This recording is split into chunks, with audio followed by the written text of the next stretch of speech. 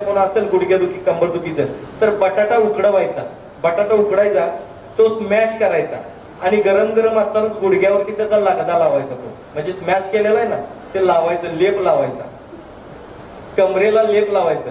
फक्त 5 दिवस करा. 6व्या दिवशी गुडघेदुखी कंबरदुखी बंद होते का नाही बघा, तुम्ही करून बघा. सलग 5 दिवस करा. तासभर ठेवायचं, काढून टाकायचं, तासभर ठेवायचं, काढून टाकायचं, 5 दिवस. 6व्या दिवशीपासून बंद सगळं. करून बघा ह्या गोष्टी. अहो खूप सोपं आहे.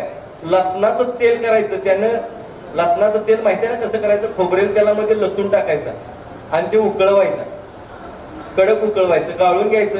त्यानं कमरेला लावायचं, गुडघ्याला लावायचं. ऑटोमॅटिक गुडघेदुखी कंबरदुखी निघून जाते. ज्यांना संधिवाताचा त्रास आहे त्यांनी या सगळ्या हाताला वगैरे सगळीकडे लावायचं, ऑटोमॅटिक कमी होते. आता थायरॉइडचं प्रमाण एक जास्त वाढत चाललेलं आहे. थायरॉइड जर होऊ नये असं वाटत असेल, सगळ्यांना सांगतो, थायरॉइड होऊ नये असं वाटत असेल तर आंघोळीच्या वेळेस तोंडामध्ये पाणी धरायचं असं आंघोळ होईपर्यंत आणि आंघोळ करायची. बघा तुम्हाला थायरॉइड होऊ शकत नाही. ग्रंथी ऑटोमॅटिक बॅलन्स होऊन राहतील. नाही तर इथं गाठ आली, इथं मोठं ते झालं, आवळ आलं, कवळ आलं म्हणतो ना आपण, तर तसलं काय होऊ शकत नाही. हे करून बघा सगळ्या गोष्टी. दुसरी गोष्ट, तोंडामध्ये पाणी धरून आंघोळ केल्यानंतर सर्दी, खोकला, ताप तर गायबच होतो. डोकेदुखीचा त्रास ज्यांना आहे तो सुद्धा गायब होतो. ह्या गोष्टी करून बघा तुम्ही. खरंच खूप सोपं आहे, याला काही खर्च नाही, पण हे करायला पाहिजे. अशा खूप गोष्टी आहेत ज्या आपण करू शकतो, घरच्या घरी करू शकतो. त्याच पद्धतीने म्हटलं तर अजून तुम्हाला सांगायचं झालं तर शुगरच्या पेशंटनी सकाळी 1, दुपारी 1 आणि संध्याकाळी 1 टोमॅटो खायचा. पूर्ण पिकलेला लाल झालेला टोमॅटो काय करायचं, त्यातल्या बिया काढायच्या आणि तो टोमॅटो खायचा. शक्यतो करून चिरू नका तो टोमॅटो. हाताने फोडा, बिया काढा आणि तो खावा, चिरू नका. ह्या जर गोष्टी केला तुम्ही तर 100% तुम्हाला त्याचा फायदा होतो. आणि 3 किलोमीटर चालायचं. या 3 किलोमीटर चालण्यामध्ये तुम्हाला बऱ्यापैकी शुगर नॉर्मल राहते. औषधं हळूहळू कमी करू शकता तुम्ही. शुगर म्हणजे गोड खाऊन सुद्धा तुमची शुगर चांगली राहते.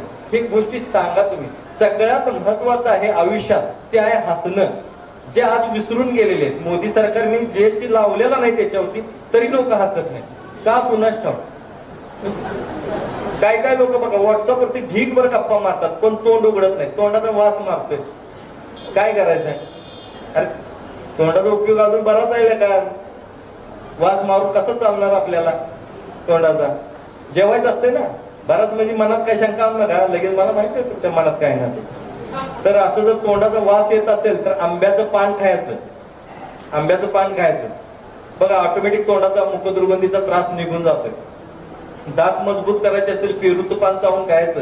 पेरूच्या पानाच्या काढा करायचा आणि त्यानं चुळा भरायच्या. बघा दाढ दुखी, हिरडी वगैरे, फुगणं वगैरे सगळं थांबून जाते. खूप आहे, भरपूर काय सांगू शकतो मी. अशा खूप गोष्टी आहेत. फक्त चाला, फिरा, व्यायाम करा, पळा, जंप घ्या, उड्या मारायच्या जास्त करून. बघा ऑटोमॅटिक वजन मेंटेन राहतं. तर अशा खूप काही गोष्टी आहेत. महत्वाचं म्हणजे हसत राहा, आनंदी राहा. आयुष्य परत नाही. नाहीतर कसं असतं, नवरा घरला येताना हसत खेळत नाही आला, बायको सुद्धा परेशान होते. कुणाशी भांडून आले का काय कुणास ठाऊक, ह्याच्या अंगावर कोणी गाडी घातली का काय कुणास ठाऊक, असंच वाटतंय ना. आल्याबरोबर हो जाऊ जरा चहा करा जाऊ असं म्हणलं तर मग बायको पण त्या एनर्जीनच चहा म्हणजे घे घोट.